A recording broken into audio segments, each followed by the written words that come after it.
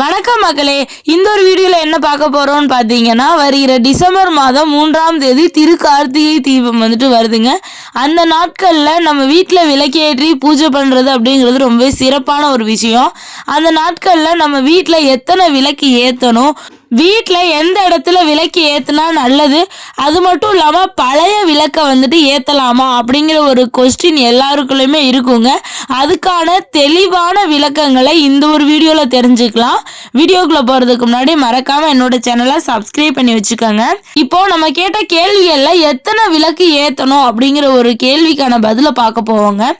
வீட்ல நம்ம 27 விளக்குகளை ஏத்துறது அப்படிங்கிறது ரொம்பவே சிறந்த விஷயங்க. 27 விளக்குகள் 27 நட்சத்திரங்களை குறிக்குங்க. அது மட்டும் இல்லாம 27 விளக்குகளை ஏற்றி தீப திருநாளை நம்ம சுவாமியினுடைய வழிபடும் போது வீட்டுல செல்வ செழிப்போட நம்ம வாழ்வோங்க. செல்வ செழிப்பு வீடு தேடி வருங்க. இப்போ எந்தெந்த இடத்துல வச்சு விளக்கு ஏத்தணும் அப்படின்னு சொல்லி பாத்தீங்கன்னா, வீட்டுக்கு முன்னாடி 4 விளக்கு ஏத்தணுங்க. சமையல் அறையில 1 விளக்கு ஏத்தணுங்க.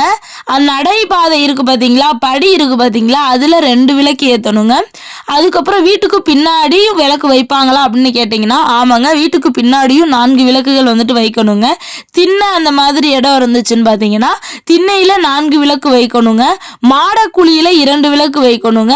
அதுக்கப்புறம் நிலைப்படின்னு சொல்லுவாங்க பாத்தீங்களா, நிலைவாசல்ல இருக்கும்ல, அந்த படிகள்ல 2 விளக்கு வைக்கணுங்க. சாமி படத்துக்கு முன்னாடி 2 விளக்கு வைக்கணுங்க. அது மட்டும் இல்லாம வெளியில வாசலுக்கு முன்னாடி அந்த ஒரு இடம் இருக்கும் பாத்தீங்களா, அந்த இடத்துல பெரிய தீபமா ஒரு தீபம் குத்து விளக்க கூட வச்சு ஏத்தலாமுங்க. வாசல்ல கோலம் போட்டிருப்போம் பாத்தீங்களா, அந்த கோலம் போட்ட இடத்துல 5 விளக்கு ஏத்தணுங்க.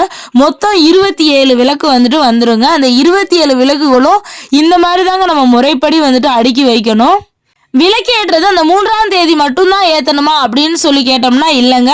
முதல் நாள் பரணி தீபம் அப்படின்னு சொல்லுவாங்க, அதுதான் அந்த 3ஆம் தேதி. அடுத்த நாள் கார்த்திகை தீபம் அப்படின்னு சொல்லுவாங்க, அடுத்த நாளும் விளக்கு ஏத்தணும்.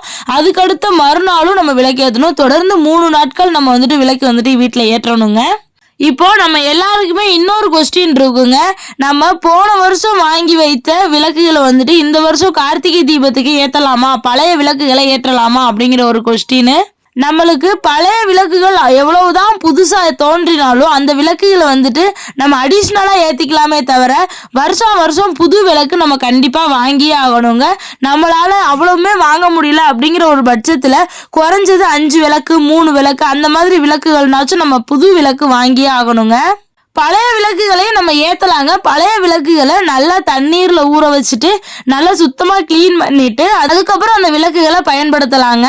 இப்போ நம்ம புதுசா வாங்கிட்டு வரோம் பாத்தீங்களா விளக்குகள், அது எல்லாத்தையுமே ஒரு பாத்திரத்துல தண்ணீர் விட்டு 4 மணி நேரம் 5 மணி நேரம் நல்லா ஊற வச்சுட்டு அதுக்கப்புறம் அந்த விளக்குகள் எல்லாத்தையும் எடுத்து தொடச்சிட்டு முடிஞ்சிச்சு அப்படின்னா ஃபுல்லா விளக்குகள்லயுமே நெய் ஊத்தி நம்ம தீபம் ஏத்துறது அப்படிங்கிறது ரொம்ப சிறந்த விஷயங்க. அப்படி இல்லை அப்படின்னா வீட்டுக்குள்ள வைக்கிற பூஜை ரூம்ல வைக்கிற விளக்குல மட்டும் நெய் ஊத்திட்டு மீதி எல்லா விளக்குலையும் நம்ம எண்ணெய் ஊத்தி வைக்கலாங்க. நம்ம எல்லாரும் பண்ணிக்கிட்டு இருக்க தவறு என்னன்னா, விளக்க நம்ம எல்லாரும் ஏற்றிட்டு போய் தூங்கிடுவாங்க. அடுத்த நாள் காலையில அதுவா அமர்ந்து இருப்பாங்க.